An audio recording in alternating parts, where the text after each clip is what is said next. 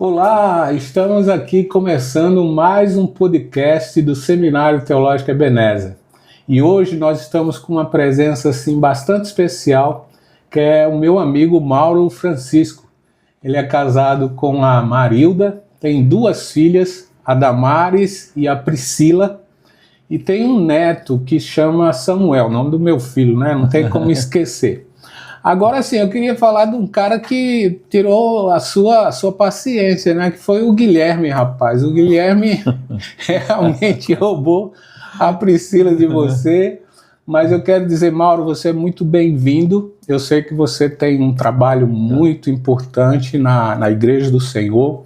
Você está pastoreando a igreja lá em Curitiba. O Mauro está pastoreando a igreja em Curitiba, junto com os irmãos, e eu quero dizer para você que você é muito bem-vindo aqui no nosso podcast, ok? Então, para você que está nos acompanhando, não esqueça de, assim, se inscrever no nosso canal, reproduzir isso, mandar isso, o link lá para os seus amigos, para que a gente possa ainda mais ser mais forte nessa divulgação que o Ebenezer, através do podcast Papo de Obreiro, vai poder alcançar. Mauro, você seja muito bem-vindo, e eu não sei o que é que você quer dizer nas suas primeiras palavras, porque eu sei que você está acabando de dar a carta aos Coríntios, aos nossos irmãos que vêm aqui estudar no seminário, e assim, a princípio, o que é que você gostaria de falar sobre essa carta de uma forma abrangente? Bom, primeiramente eu agradeço este momento, essa oportunidade de estar aqui com vocês que nos acompanham, e também dizer que cada vez que eu venho aqui no seminário, que eu estou aqui presente, para mim é uma dádiva de Deus muito grande. Ótimo. Por rever os meus amigos, rever os irmãos, rever a todos que realmente eu amo, e dizer realmente que este momento de estar aqui compartilhando e aprendendo junto sobre esta carta tão poderosa para os nossos dias de hoje, que é a carta aos 1 Coríntios, eu queria dizer logo de cara que a bênção desta carta é saber que temos e podemos utilizar da sabedoria de Deus e não da sabedoria dos homens. Então, essa carta é rica porque nos mostra a sabedoria de Deus. Cara, então vai ser um papo de obreiro bastante importante. E assim, o título já está dizendo Papo de Obreiro. Sim. A nossa intenção é edificar esses irmãos que estão Sim. na obra. E logo de cara tem uma pergunta assim, logo no começo dos capítulos, Paulo está falando sobre uma divisão que há na igreja, né? Por exemplo, uns estão dizendo eu sou de Paulo, outros de Apolo. E aí, conforme a instrução do Paulo, como é que o obreiro hoje pode garantir que seu ensino não seja voltado para si, mas possa direcionar para Jesus? Acho que uma das primeiras coisas, né, Ricardo, e também amigos ouvintes, é que o obreiro ele tem que compreender, nós precisamos compreender que a mensagem não é nossa. Primeiramente, a mensagem não é nossa. Se a mensagem não é nossa, a mensagem, logicamente, é divina, é inspirada pelo Espírito Santo. Então, o que eu vou fazer com relação a isso? Eu vou sempre consultar a vontade de Deus. Eu vou sempre voltar para o que Deus tem para nós. Então, o que Deus tem para nós é, primeiramente, que nós possamos desfrutar do pleno conhecimento dEle. Então, o que vai nos ajudar é quando nós compreendemos que a mensagem não é nossa, é de Deus. Então, já que eu não tenho esse poder de revelar coisas, de trazer coisas novas, então sempre eu volto para a Bíblia. Então, olhar para a Bíblia, trazer primeiro para a minha vida, uma vez trazendo para a minha vida, eu poderei ter condições também de levar aos meus irmãos, aos meus amigos. Ótimo. Inclusive, isso que você está falando, o apóstolo Paulo segue bem, né, durante a carta. E quando ele chega no capítulo 4, né, Paulo fala de não depender da sabedoria humana, né, depender justamente da sabedoria de Deus. Sim. Então, como é que o obreiro pode manter o foco em agradar a Deus, mesmo diante de tantas críticas, mesmo diante de tantas dificuldades, porque o apóstolo Paulo, na Sim. carta aos Coríntios, ele sofre bastante Muito sobre atacado. isso, né? Muito atacado. Então, como é que nós, como obreiro, podemos, assim, manter o foco em agradar a Deus e não se apegar e não deixar que essas críticas nos atrapalhem desse foco?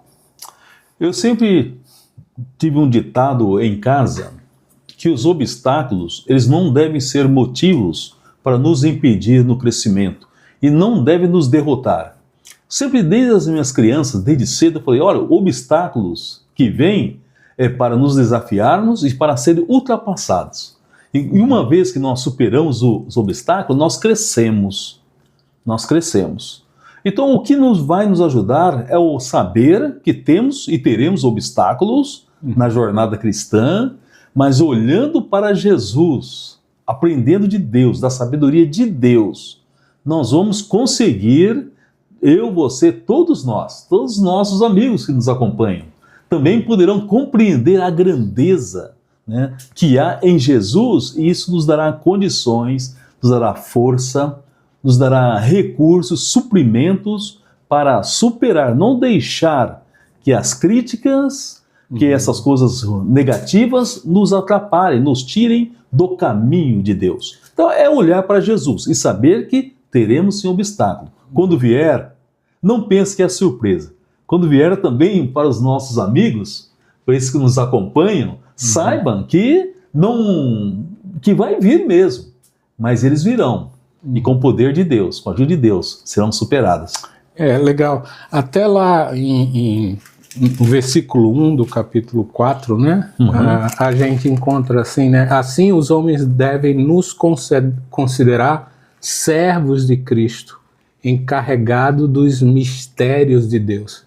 Essa palavra servo descreve bem esse ponto de colocar o foco em Deus, sendo servo dele. Porque se a gente é servo dele, qualquer crítica que vir, a gente vai realmente entender que nosso Senhor é outro, né? Amém. Que é um pouco disso que você fala, sobre a sabedoria de Deus e a sabedoria humana. Sim. Então, como que é para você ser servo de Deus? Essa palavra, como é que ela tem peso na sua vida com relação a isso?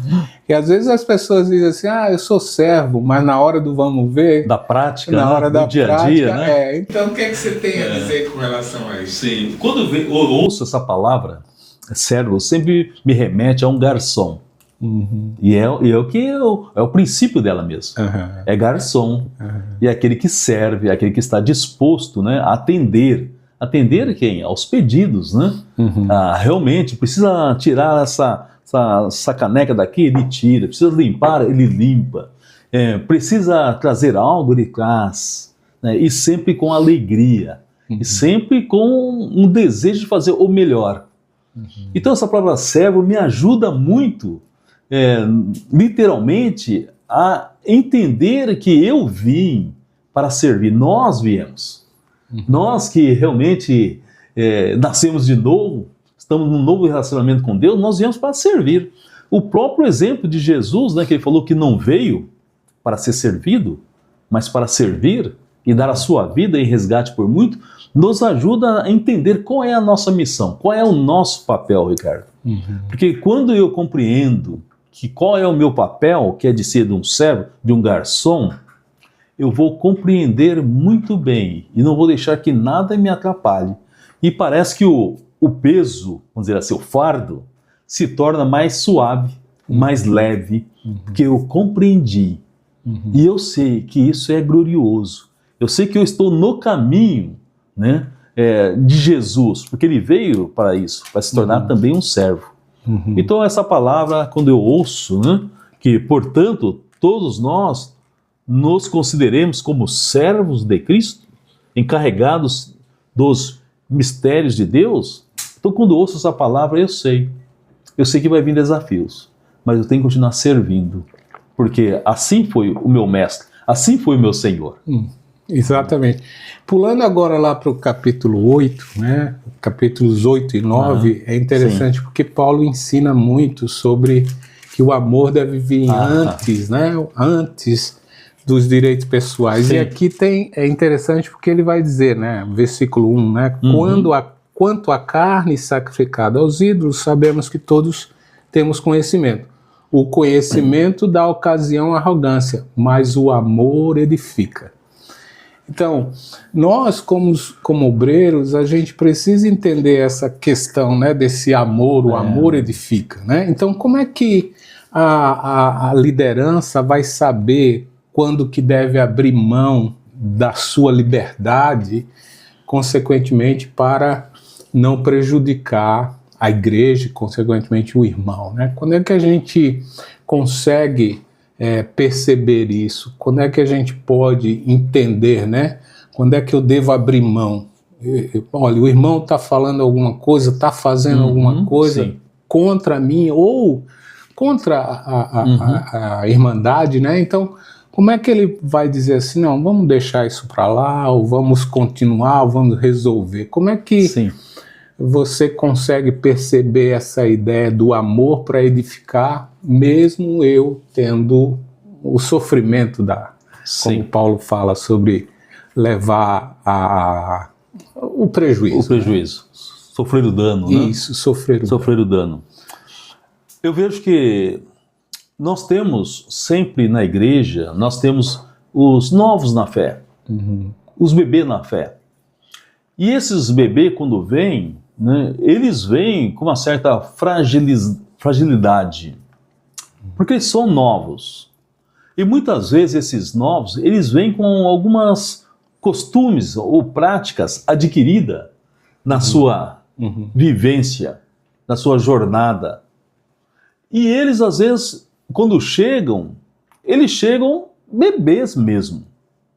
Então eu preciso, primeiramente, compreender que eles são bebês na fé, que às vezes estão vindo trazendo uma cultura, mesmo já tendo nascido de novo, mas nós sabemos, mas nasceram de novo. É como um bebê. O bebê nasceu de novo. Não dá para dar a ele um caldinho de mocotó. Verdade. Temos que dar leite. Então, por quê? Porque se eu der um caldinho de mocotó, eu vou estragar todo o processo do bebezinho. Esses irmãos vêm com essa bagagem.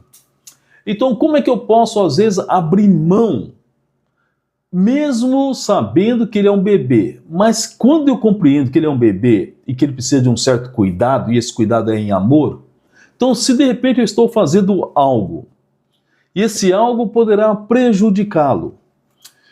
Deixa eu dar um exemplo que aconteceu comigo.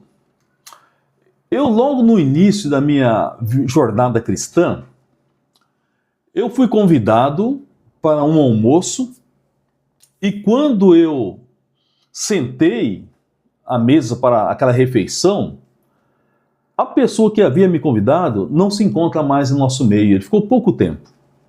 Quando ele abriu a geladeira, eu vi coisas que me chocaram.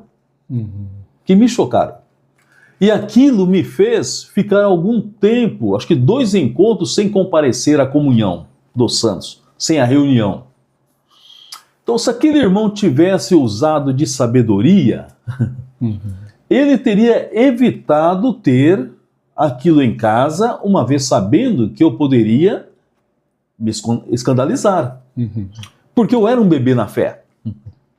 Então, por amor, nós às vezes temos que abrir mãos de algo até que nós gostamos, mas de repente nem é pecado, ok? O pecado tem que ser deixado mesmo, não é mesmo, amigo? Claro. Nós temos que deixar, mas às vezes são costumes, são práticas, mas que essas práticas acabam ferindo. É o que estava acontecendo em Corinto, né? Estavam lá vendendo a carne no mercado, que era legal, mas o preço era muito alto, e tinha a outra carne, né? Que era sacrificada aos ídolos, que depois era vendida num preço acessível a todos. Então muitos iam lá comprar a carne mais acessível a todos. Mas aí alguns haviam se convertido ao cristianismo, mas vieram de lá, daquela prática pagã. E agora esses bebês estão olhando para os irmãos fortes, estão falando assim, mas espera aí, vocês estão comendo carne sacrificada aos ídolos? E esses irmãos que eram considerados fortes, tinham muita sabedoria, conhecimento, mas não tinham amor. E eles estavam exigindo até que esses bebês na fé, novos na fé, compreendessem que o ídolo não é nada, né? Que existe só um só Deus. Mas vai explicar para um bebê que o caldo de mocotó faz mal a ele. Ele não sabe, ele é bebê ainda. Ele vai precisar crescer um pouco mais para compreender. Então esses irmãos nós devemos o quê? Colocar em prática o amor. Não é que nunca mais, de repente, eu vou comer a carne, nunca mais eu vou tomar o caldinho do mocotó, mas pelo meu amor eu vou ajudar esses irmãos novos, esses irmãos bebês na fé, a crescerem e a chegar ao ponto de compreender que aquela carne que é comprada lá, né, no dia a dia, que veio lá de uma oferta pagã, não é nada. Porque o Deus deles não era nada. Foi fruto de uma imaginação. Foi a criação de um homem que criou e outros passaram a adorar. Mas até chegar neste ponto de entendimento, nós precisamos ter paciência. Nós precisamos ter amor para com essas pessoas, para com esses que estão chegando agora. Então precisamos às vezes abrir mão. Precisamos pagar o preço.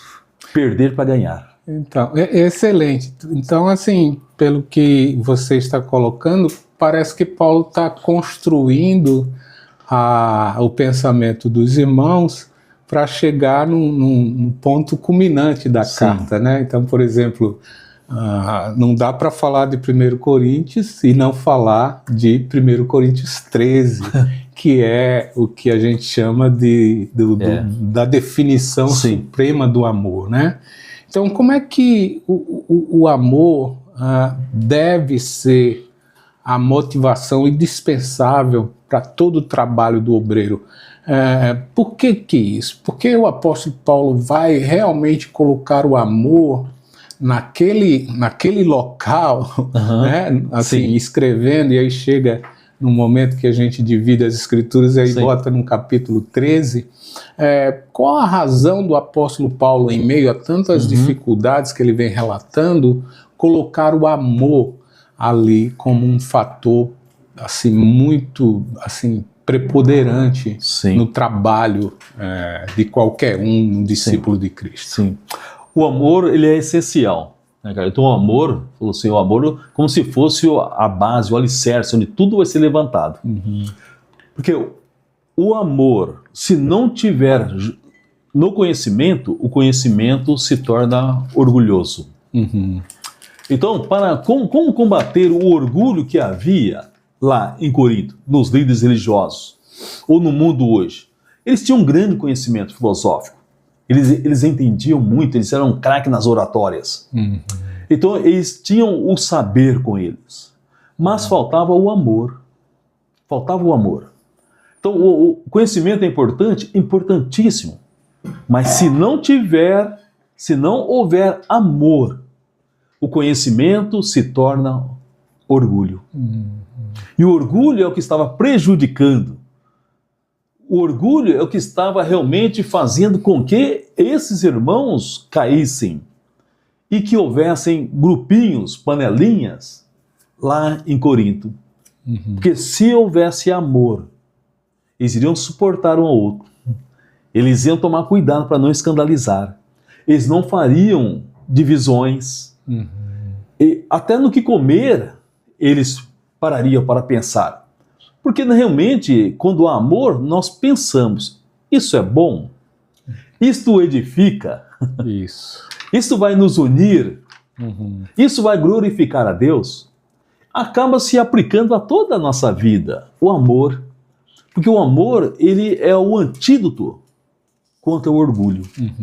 Porque o orgulho, se não houver amor, o orgulho que não deixa o amor reinar, quem reina é a divisão, é as contendas, as brigas. Então assim, se não tem como, né? O amor termina realmente cobrindo multidões de pecados, dando condições para a gente desenvolver. Então, não dá também, né? Falamos do amor, mas também eu destacaria um outro capítulo, que é o capítulo 15. Se o capítulo 13 fala de amor, que é muito importante, no capítulo 15 fala justamente desse amor de Deus para com Jesus, que o ressuscita, né? De Jesus se sacrificando por nós, que isso é o que a gente pode dizer a cerne da salvação do Evangelho. E aqui nesse capítulo 15, o apóstolo Paulo destaca justamente a ressurreição, que sem ela, Paulo vai dizer que é em vão, a nossa fé. Então, como é que essa verdade absoluta, uma verdade absoluta, a ressurreição, fortalece você, fortalece o obreiro nos momentos de desgaste e cansaço?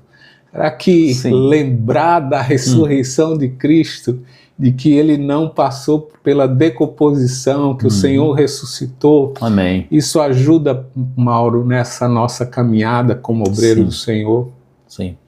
Ricardo, é impressionante como a ressurreição é o grande diferencial na nossa vida.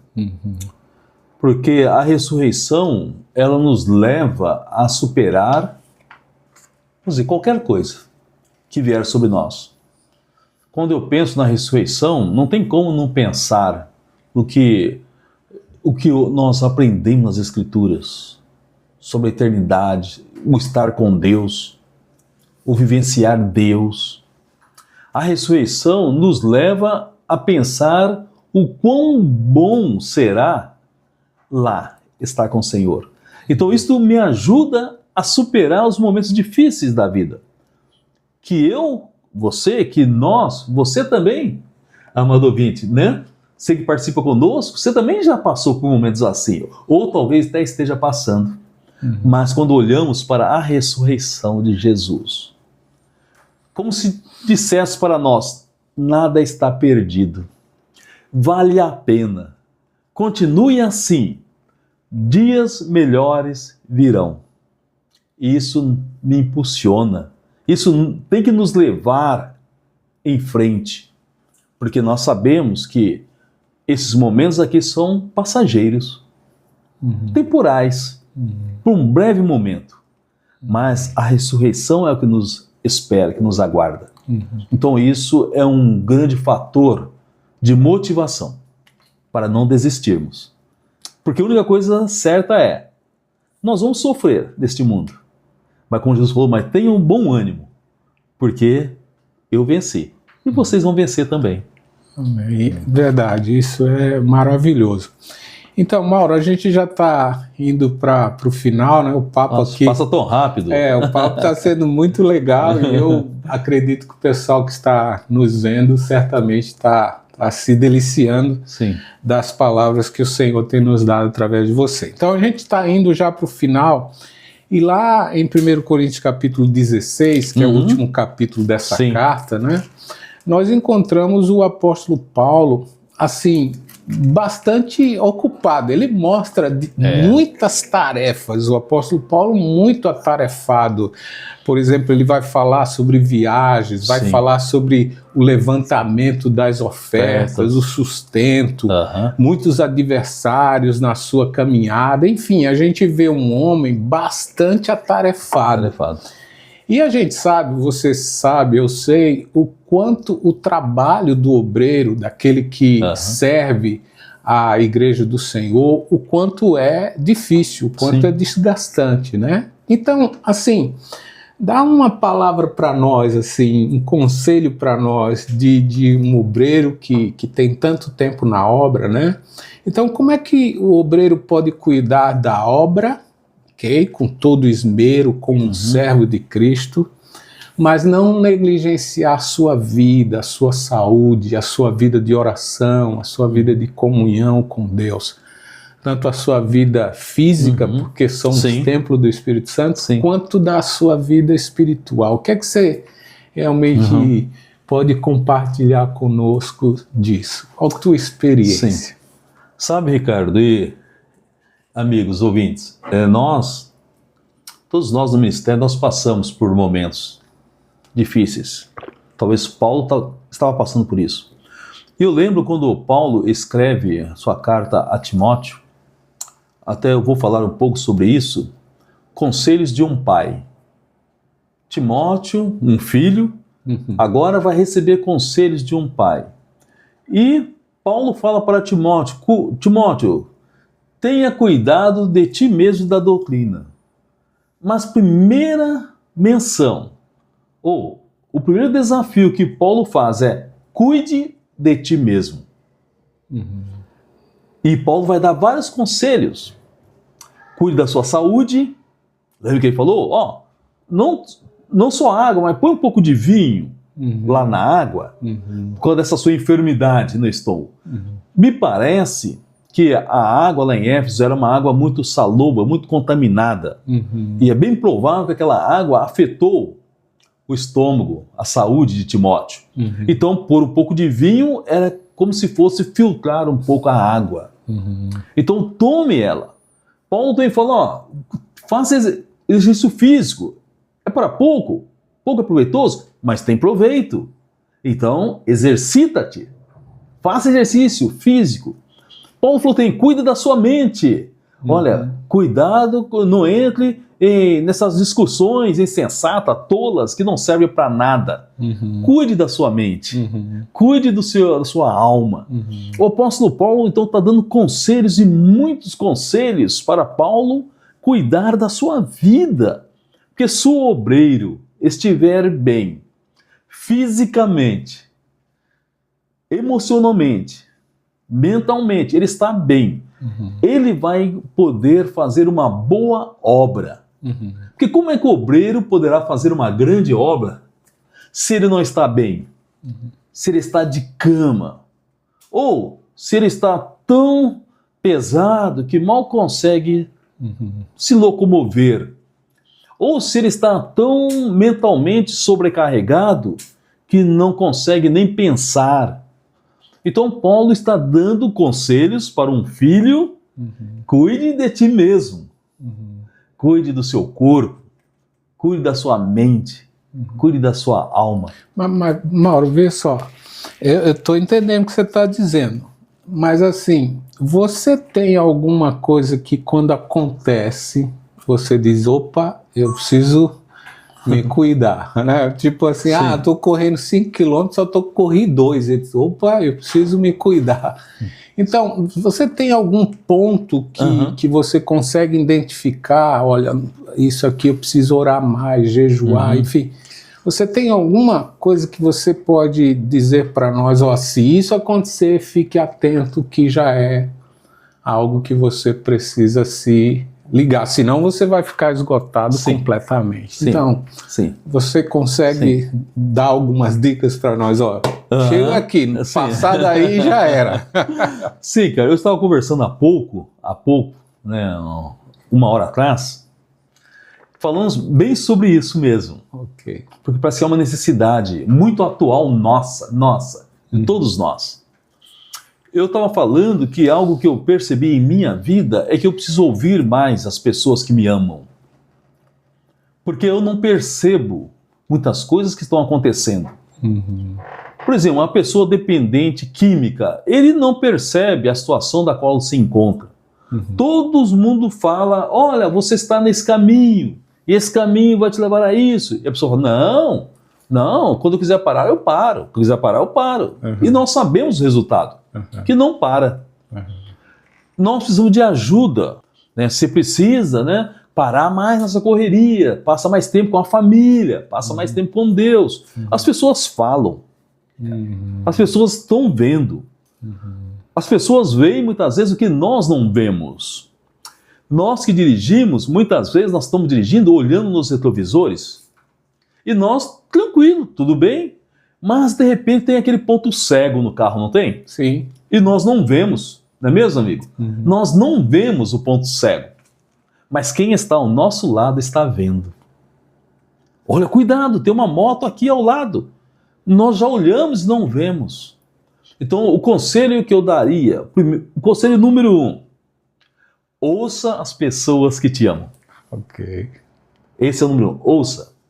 Se partirmos desse princípio de ouvir, dar ouvido às pessoas que nos amam, nós já vamos começar a identificar algumas áreas que nós precisamos cuidar. Então, um conselho básico, primordial: ouça as pessoas que te amam. Ótimo, ótimo. Isso aí realmente casa com o que você falou sobre os próprios conselhos do apóstolo Paulo para Timóteo, né? Ficar atento com relação a isso. Então, Mauro, para finalizar, que você...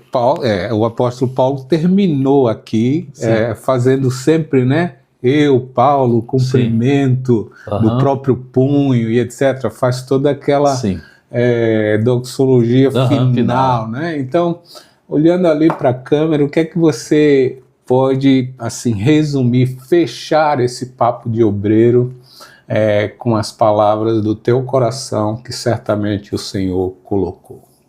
Eu falaria o seguinte: busque o conhecer de Deus, não o nosso. O nosso nos engana, mas o de Deus é divino. Fazendo assim, Ricardo, nós vamos nos poupar de muito sofrimento e poupar também a igreja do Senhor de muito sofrimento. Então o segredo é buscar a sabedoria de Deus para nossas vidas. Puxa vida, não podia ser palavras melhores. Então, assim, a gente agradece muito a você ficar aqui conosco até esse final.